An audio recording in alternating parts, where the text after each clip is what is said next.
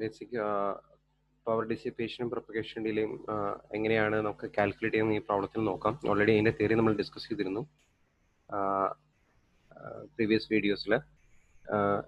നമുക്ക് ഈ particular question എങ്ങനെയാണ് വർക്ക്ഔട്ട് ചെയ്യാം, എങ്ങനെയാണ് ഇത് പ്രാക്ടിക്കലി കാൽക്കുലേറ്റ് ചെയ്യുന്നത് നോക്കാം. So determine the maximum average power dissipation and the maximum average propagation delay of A single gate of 7400. അപ്പോൾ 7400 എന്ന് പറയുന്നത് നാൻഡ് ഗേറ്റിന്റെ കാര്യങ്ങളാണ് ചോദിച്ചിരിക്കുന്നത്. അപ്പോൾ സിംഗിൾ ഗേറ്റ് ആണ്. 7400 എന്ന് പറയുന്ന IC-യിൽ ആക്ച്വലി 4 ഗേറ്റ്സ് ഉണ്ട്. അപ്പോൾ ഒരു സിംഗിൾ ഗേറ്റ്സിന്റെ കാര്യങ്ങളാണ് ചോദിച്ചിരിക്കുന്നത്. ഇതിനകത്ത് ICCH തന്നിട്ടുണ്ട്, ഹൈ ആയിരിക്കുമ്പോൾ ഉള്ള കറണ്ട്, ലോ ആയിരിക്കുമ്പോൾ ഉള്ള കറണ്ട് തന്നിട്ടുണ്ട്, VCC മാക്സിമം തന്നിട്ടുണ്ട്, TPHL ആൻഡ് TPLH ഇത്രയും കാര്യങ്ങൾ തന്നിട്ടുണ്ട്.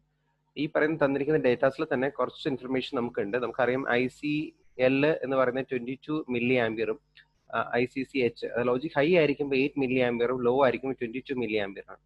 ഇത് തന്നെ ഒരു പോയിന്റ് ആണ്. ലോ കറണ്ട് ആണ് കൂടുതൽ. TTL ലോജിക് ഫാമിലിയിൽ സിങ്കിങ് കറണ്ട് ആണ് സോഴ്സിങ് കറണ്ടിനേക്കാൾ കൂടുതൽ. സിങ്കിങ് കറണ്ട് എന്ന് പറയുന്നത് ഹൈ ആണ് TTL ലോജിക് ഫാമിലി, അതൊരു പോയിന്റ് ആണ്. ഇനി നോക്കുക, TPHL-ഉം TPLH-ഉം നമ്മൾ ഓൾറെഡി തിയറി ഡിസ്കസ് ചെയ്യുമ്പോഴും പറഞ്ഞ കാര്യമാണ്. ഹൈ ടു ലോ ആവാനുള്ള ടൈം എന്ന് പറയുന്നത് 15 നാനോ സെക്കൻഡ്സ് ആണെങ്കിൽ ലോ ടു ഹൈ ആവാൻ 22 നാനോ സെക്കൻഡ് എടുക്കും. ഇതും ഒരു ക്വസ്റ്റ്യൻ ആണ്. TPLH is always greater than TPHL. Okay, അതിന്റെ ഇന്റേണൽ കാര്യങ്ങൾ എന്ന് പറയുന്നത് നമ്മുടെ സോളിഡ് സ്റ്റേറ്റ് ഇലക്ട്രോണിക്സിലുമായിട്ട് ബന്ധപ്പെട്ട റിവേഴ്സ് റിക്കവറി ടൈം ഒക്കെയാണ് അതിനകത്ത് ബന്ധപ്പെട്ട് വരുന്നത്. എനിവേ ഈ ഒരു പോയിന്റ് ഓർത്തോളൂ, TPLH is greater. Numerical value വെച്ച് നമുക്ക് നോക്കാം. നമുക്ക് IC ആവറേജ് കാൽക്കുലേറ്റ് ചെയ്യണം. നമ്മൾ പറഞ്ഞു 50% ഡ്യൂട്ടി സൈക്കിൾ ആണ് നമ്മൾ നോർമലി ഇൻപുട്ട് സിഗ്നൽ കൊടുത്ത് പവർ കാൽക്കുലേറ്റ് ചെയ്യുന്നത്. അപ്പം ഓൺ ഓഫ് ഈക്വൽ ആയിട്ടുള്ള ഒരു സിഗ്നൽ ആയിരിക്കും നമ്മൾ ഈ പവർ ഡിസിപ്പേഷൻ കാൽക്കുലേറ്റ് ചെയ്യാൻ വേണ്ടി കൊടുക്കുക. അപ്പം ഓൺ ടൈമും ഓഫ് ടൈമും ഈക്വൽ ആയിരിക്കും. അതുകൊണ്ട് തന്നെ ICH-ഉം ICL-ന്റെയും ആവറേജ് ആണ് നമ്മൾ കറണ്ട് ആയിട്ട് കൺസിഡർ ചെയ്യുന്നത്. 8 + 22 മില്ലി ആംപിയർ ബൈ 2 നമുക്ക് 15 മില്ലി ആംപിയർ കിട്ടി. ഇതാണ് നമ്മുടെ കറണ്ട് കൺസ്യൂം ചെയ്യുന്നത്. ഇത് ലോജിക് I7400 ആണെങ്കിൽ അതിനകത്ത് നമുക്ക് 4 ഗേറ്റ്സ് ഉണ്ട്. 4 ഗേറ്റ്സിന്റെയും എല്ലാം ഹൈ ആയിരിക്കുന്ന കേസും എല്ലാം ലോ ആയിരിക്കുന്ന കേസും നമ്മൾ 50% ഡ്യൂറേഷനിൽ കാൽക്കുലേറ്റ് ചെയ്യും. +5 ആണ് കാൽക്കുലേറ്റ് ചെയ്യുന്നത്. പക്ഷേ ഇതിലെ ഫ്ലോ ചെയ്യുന്ന ICCH എന്ന് പറഞ്ഞ കറണ്ട് നമ്മൾ കാൽക്കുലേറ്റ് ചെയ്യാൻ നമ്മൾ കുറച്ച് കാൽക്കുലേഷൻസ് വേണം. ഹൈയും ലോയും നമ്മൾ കറണ്ട് എടുത്തു, അതിന്റെ ആവറേജ് എടുത്തു. So will get 15 milli ampere. ഇനി പവർ എന്ന് പറയുന്നത് V × I ആണ്. So IC × VCC. ഇപ്പോൾ നമുക്കറിയാം VCC എടുത്ത് തന്നിരിക്കുന്ന മാക്സിമം 5.25 വോൾട്ട് വരെ പോവാം. സോ 5.25 ഉണ്ട്. കറണ്ട് കൺസ്യൂം ചെയ്തിരിക്കുന്നത് 15 മില്ലി ആംപിയർ ആണ്. So multiply will get 78.75 milli watts. അപ്പോൾ ഇതൊരു ക്വസ്റ്റ്യൻ ആണ്. പവർ ഡിസിപ്പേഷൻ നമ്മൾ പറയുന്ന യൂണിറ്റ് നോർമലി മില്ലി വാട്ട്സിലാണ്. ഇനി നമുക്കറിയേണ്ടത് ഒരു ഗേറ്റിലുള്ളതാണ് ചോദിച്ചിരിക്കുന്നത്. നമ്മളിപ്പോൾ ഒരു IC-യിലുള്ള കാൽക്കുലേഷൻ ആണ് ചെയ്തത്. അപ്പോൾ power drain of each NAND gate എന്ന് പറഞ്ഞാൽ ബൈ 4, ബിക്കോസ് 7400-ൽ 4 ഗേറ്റ്സ് ഉണ്ട്. So you can divide by 4. സോ നമ്മൾ 78.75-നെ നമുക്ക് ഡിവൈഡ് ചെയ്യാം. ഡിവൈഡ് ചെയ്യുമ്പോൾ കിട്ടുന്ന വാല്യൂ ആണ് അപ്രോക്സിമേറ്റ്ലി എനിക്ക് തോന്നുന്നു 19.7 സംതിങ് മില്ലി വാട്ട്സ് ആണ്. Okay, then 19.7 milli watts. ഇതാണ് നമ്മുടെ ഒരു ഗേറ്റ് കൺസ്യൂം ചെയ്യുന്ന പവർ. ഇനി നമുക്ക് കാൽക്കുലേറ്റ് ചെയ്യേണ്ട മാക്സിമം ആവറേജ് പ്രൊപ്പഗേഷൻ ഡിലേ ആണ്. നമുക്കറിയാം ഇവിടെയും 2 ഡിലേ വന്നിട്ടുണ്ട്, TPHL-ഉം TPLH-ഉം. അതിന്റെ ആവറേജ് ആണ് നമ്മൾ കൺസിഡർ ചെയ്യുന്നത്. 22 + 15 ബൈ 2 18.5 നാനോ സെക്കൻഡ്സ് ആണ് നമ്മുടെ ആവറേജ് പ്രൊപ്പഗേഷൻ ഡിലേ. നമുക്ക് ഫാനിനും ഫാൻ ഔട്ടും നമുക്ക് ഇതേപോലെ ഇമ്പോർട്ടൻ്റ് ആയിട്ടുള്ള ഒരു പാരാമീറ്റർ ആണ് ലോജിക് ഫാമിലിയെ സംബന്ധിച്ച്. The number of inputs that the gate is design to handle ആണ് ഫാനിൻ. ലോഡിംഗ് ഫാക്ടർ അല്ലെങ്കിൽ ഫാൻ ഔട്ട്. ഫാൻ ഔട്ടിന്റെ വേറൊരു പേരാണ് ലോഡിംഗ് ഫാക്ടർ. അപ്പോൾ ലോഡിംഗ് ഫാക്ടർ എന്ന് വേണമെങ്കിൽ ചോദിച്ചാലും നമ്മൾ ഫാൻ ഔട്ടിന്റെ ആൻസർ തന്നെ എഴുതിയാൽ മതി. The number of standard loads that the output of the gate can drive without disturbing its normal operation. ഇതും നമുക്കൊരു ടിപ്പിക്കൽ എക്സാമ്പിൾ വെച്ചിട്ട് നമുക്ക് നോക്കാം എന്താണ് ഫാനിനും ഫാൻ ഔട്ട് എന്നുള്ളത്. ഒരു IC ആലോചിക്കുക. 7400-യുടെ തന്നെ ഒരു IC ഇവിടെ കാണിച്ചിട്ടുണ്ട്. ഇതേപോലെ വേറൊരു 7400 IC ഉണ്ട്. നമുക്ക് പല കേസസിലും നമുക്ക് ഒരു നാൻഡ് ഗേറ്റിന്റെ ഔട്ട്പുട്ട് എടുത്ത് ചിലപ്പോൾ വേറൊരു നാൻഡ് ഗേറ്റിന്റെ ഇൻപുട്ട് ആയിട്ട് കണക്ട് ചെയ്യേണ്ടി വരും.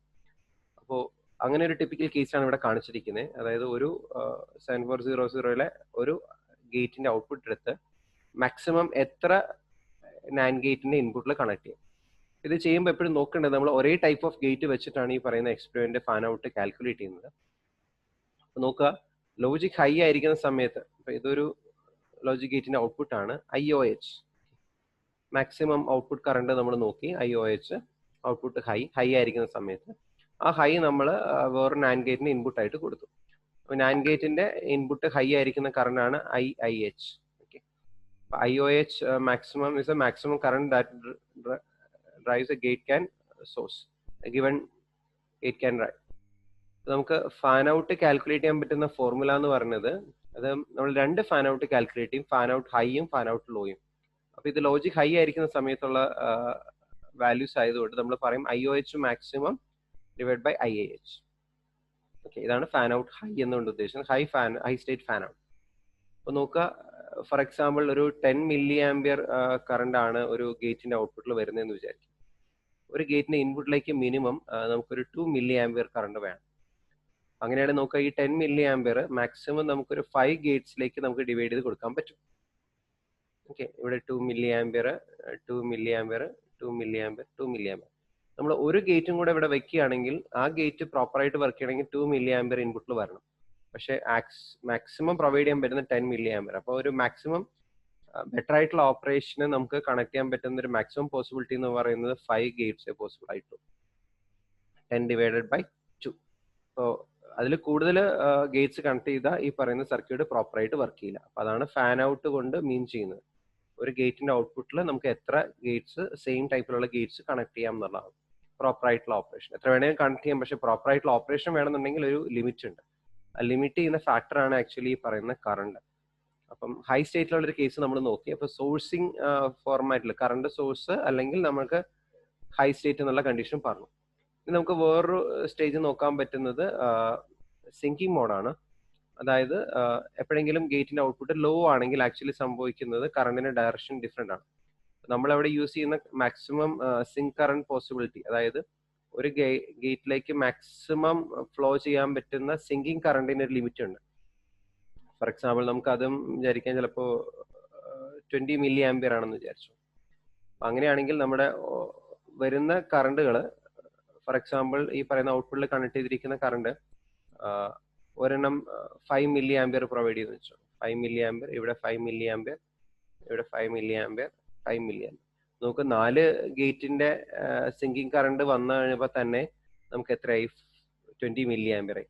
ഒരെണ്ണം കൂടെ വരികയാണെന്നുണ്ടെങ്കിൽ 25 മില്ലി ആയി കഴിഞ്ഞാൽ ഈ പറയുന്ന ഗേറ്റ്